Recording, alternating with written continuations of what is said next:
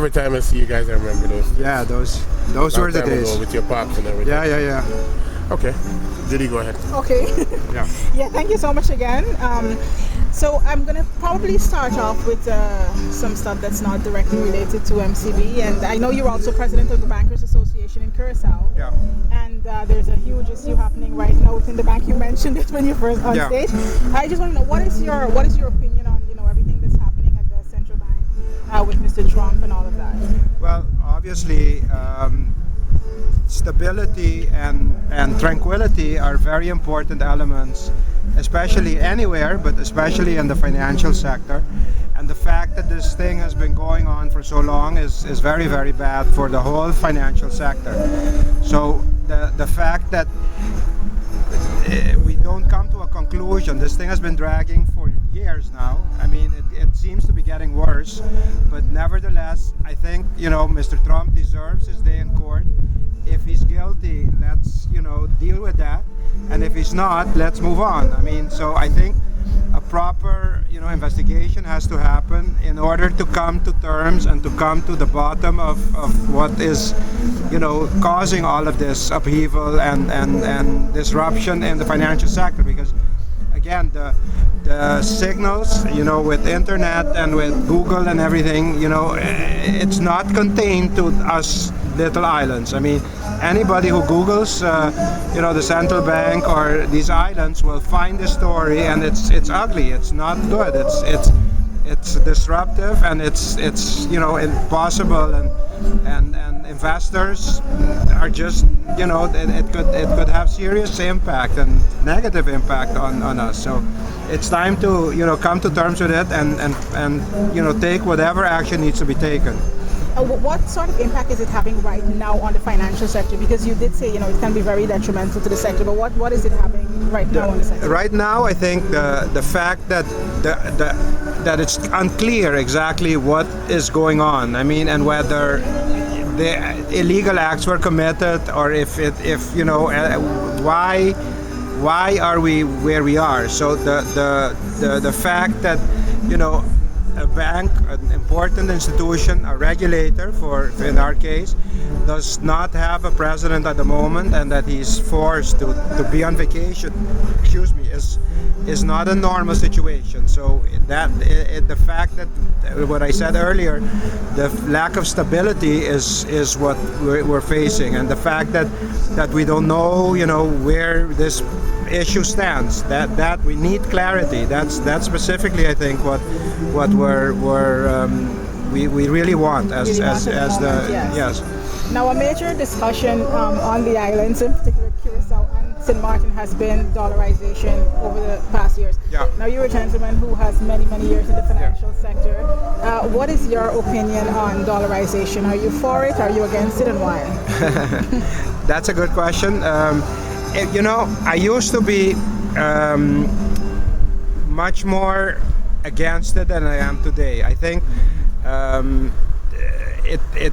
it's important. I thought it was important for us to have our own currency, but as the union between Curacao and St. Martin has evolved, and as the union, also with what is going on in the rest of the world, I think the day will come that we will need to dollarize. And I feel that the fact that how would you say, the fact that we had this whole issue with the Brexit in Europe, and so it's an issue. Obviously, we need to do our homework to see what the impact will be on our tourism industry, what the impact will be, for instance, in Curacao, where we also have the oil industry. I mean, there are some important studies that need to be, to put a dollar and cents value to what the decision would mean. But at the same time, I think my gut tells me that the day will come that we need to dollarize. And what makes you shift? Because in the past you were against it. I think in the past I was more, maybe a little nationalistic, in the sense that I thought it was nice that we had our own currency. But that's more of an emotional and, not such a, it's not such a, how would I say it? Yeah, based on facts or on reason. I mean, so, as you maybe grow older, and as you see, the ways of the world a little bit more, you see that maybe, the time, it is a good decision. But if we do move to dollarization, do you think that we should stay in the economic union? That I'm still very sorry that we lost, all the other islands along the way. I mean, including Aruba. So I do think, obviously we all have our differences, but I think we have more in common than we don't. And, the fact that we can be stronger if we're together, I think still, applies today. And I am I wouldn't want to break the union. We need to find a way to make it work and to make it, apparent for everyone that the union makes sense. Now, a very big issue that's happening right now, I think, with all the financial institutions in this part of the region is the whole FATCA issue and the U.S. clamping down on these things. Yeah. What sort of impact is this having on the banking industry? Because I personally know of persons who've had a very, very long-term relationship with a financial institution, and because something appears to be not right, that relationship is severed. What sort of impact realistically is that having, with the financial institutions? I think there's two things. One, I find it to be a huge overstepping by the United States to force, institutions all over the world to in fact become their policemen as far as taxes are concerned. So I find that to be quite disturbing, actually. But then again, when you are the biggest country and the most important country in the world, I guess you can get away with it. And obviously they have. To be honest, though, locally and also on the other islands we service, the accounts with foreigners or Americans are not a big part of our client base. So it really hasn't affected us that much. I mean, we were fearful in the beginning, but at the end, if you have nothing to hide and if you do what you're supposed to do, there's nothing to fear. I mean,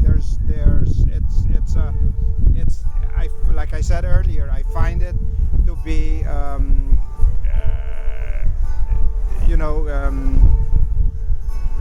there's a word I'm looking for. Unfair. Not only unfair, but that it's overstepping their boundaries, basically. The U.S. that is, but at the end of the day, they're just applying the law and making us do some of the dirty work. But again, because in practice, and some banks, I guess, are a little different, have more foreign accounts and more U.S. accounts, that it might have affected them more. But in our group, we really are more of a local bank, with local account holders who don't really, have anything to do with FATCA, and it really hasn't affected them that much, or us that much. Okay. All right. Tough questions. Just one more thing. I mean, 100 years is quite a milestone, and Wimber-Allen's Bank in St. Martin is half of that, 50 years. 56. 56 years. What else? I mean, what major plans does MCB have for WIB in St. Martin? At this juncture, what can we expect? I think the most important thing is, at this moment, we're in the middle of a major upgrade of all our information our IT systems, our computer systems, and the fact that you hear, if you look around, in the U.S. and in Europe, you have a lot of fintechs, you have a lot of banks that are very dependent on technology, and that's where the world is going. So we're investing heavily to upgrade all our systems for us to become more efficient, and in the same breath also have more interesting products that fit on your phone and that are more in tune with what the young folks are expecting. And they don't have time to stand in lines, they don't want to, they want to do everything from their phones if possible, and that's where banking is going. So you have to go there if you want to keep your market share and grow your market share, especially with the millennials and the younger crowd. Having said that, obviously it won't happen overnight, but we're well on our way to move in that direction, and I'm expecting some interesting new products and new services to be launched early next year. So in the first quarter of 2017. So I for competitive reasons, I won't go into the details yet, but I promise you they will be very exciting and very, very interesting. And technologically based. And yes, regretfully, because obviously you have a responsibility for your older clients as well, who are, you know, your backbone and are responsible for where you are today. But regretfully, the changes are all technological and also, you know, convenience, so that people, you know, spend less time worrying about their banking affairs. I mean, and that I hope that the older folks who might have a bit of a, you know, a barrier because they don't like using technology might take advantage of. Now, this is just a question based on your expertise in the financial sector. We've noticed in the past couple of years, Curacao and St. Martin, we've either had no growth, contraction, or very, very little growth. Yeah. How can we reverse that? Well, I think one of the most important elements should be encouraging and stimulating people to move here, and in the other islands as well. So making our vestigings, you know, our people, how do you say that? For people to make it easier for people to move and Move as in live, or move as in move and live invest? as a live. As in live. I mean, just grow the population base. I think that's key to see growth and Even if you're just 16 square miles? even if you're there's enough room to. I think, you know, you want people who will, you know, contribute. I mean, smart people. I don't know, make us you know, like a Silicon Valley or I don't know. We have to think about, obviously we're standing here today where the cruise ships come every day. I'm sorry to see that today there was no cruise ship, but okay. But so what's the next, you know, pillar that we want to build? I mean, is it, you know, the St. Martin as the hub for this area? Is it, you know, a Silicon? I don't know. I don't know. Thinking of the top. Yeah, and I think that is necessary, and obviously, whatever skill set that requires, you have to make it easy for those type of people to come here, because the island is fantastic. It's beautiful. Anybody would want to live here. So we have to find a way to make it more easy for someone to move and establish themselves and you know, become, you know, productive citizens of this island and grow the GDP for all of us. Investments, would that make an impact at all? Yeah, that too. I mean, because hopefully then they would also, you know, invest in businesses and companies and in new industries. I'm sorry. Yeah, sorry. Sorry, just one last question. Are you familiar with the Pearl of China project that was announced the other day? Yes. I read it in the newspaper. I don't know much about it. It looks too good to be true, but I hope it is true. I mean, we all, you know, I've learned one thing, you know, especially when it concerns China. They seem to be very interested in this area. So, again, without knowing any of the details, I mean, I sincerely hope it is true, and hopefully, you know, it is the first major investment by Chinese in our islands. I mean, we obviously, all our islands have very substantial Chinese communities already that have, some of them have been here many years, but this seems fantastic. I mean, the little I know about it, and I sincerely hope it is true. So do you think it will actually benefit the island? Because a lot of people are skeptical that... I think, again, I don't know all the details, Yeah. but I think it should. I mean, yeah, I think so. How? By investing and by building, you know, I mean, just the construction and then the attraction of people. I mean, it can't hurt. Let me put it this way. Yeah. Is there anything else you'd like to say to the people of St. Martin? No, thank you for their trust. Thank you for their confidence, and keep. We're here to serve, and we're here to stay. So, and I think it's important to, to be thankful and to be grateful and to be humble and to make sure, we continue to fulfill whatever financial needs that the community has. If we're not doing our job the way we're supposed to, please let us know, and if there's improvement necessary, please let us know as well. So it has to be a dialogue, and we're open for that, and thank you again for this opportunity. Maybe one or two questions, just as far as the St. Martin Hub is concerned, as far as the Rguez-Allen's Bank.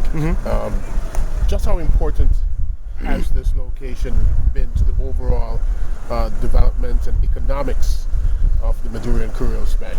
Very important, in the sense that we are.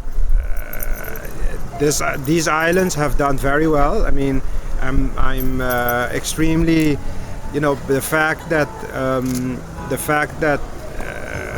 St. Martin has had a couple of very, very good years. A bank is a barometer. How do you say that? Of what goes on in its economy. I mean, the more business, the more in projects, the more investment, the more people come knocking at the door. So we've had some contractions, at least according to the central bank. There have been contractions, and I'm looking at it, the longer term. I mean, in the fact that the 80s, the 90s.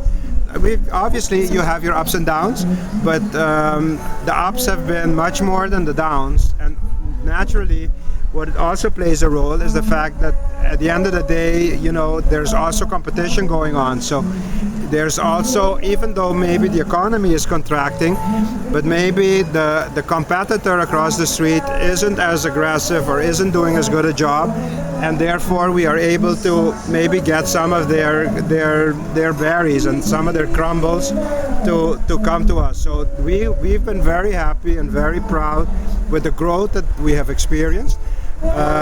Some of it has been new investments, but obviously we've also had our share of clients who have come from other competing organizations, and for whatever reason have chosen us over their previous bank. So that obviously also helps, and has made our bank in St. Martin a very important contributor to the total group. Yeah. There's been some concern as well as far as the Caribbean is concerned from internationally. There's been concern about Caribbean banking, specifically when it comes to its regulatory measures. Yeah.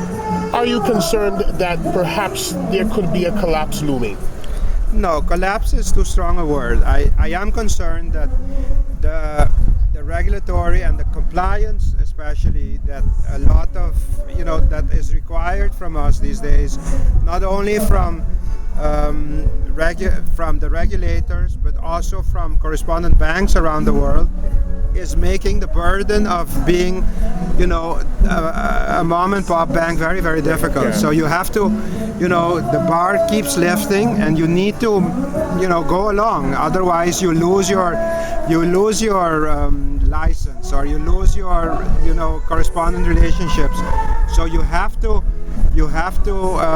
ensure that you comply with, sometimes very strict and they seem very foreign, know your customer rules, understand, what the business of your customer is, understand, who your customer is, who he associates. The burden is becoming heavier for the banks to comply and make sure that they can, be part of the world financial community. Thank you so very much. Thank you so much.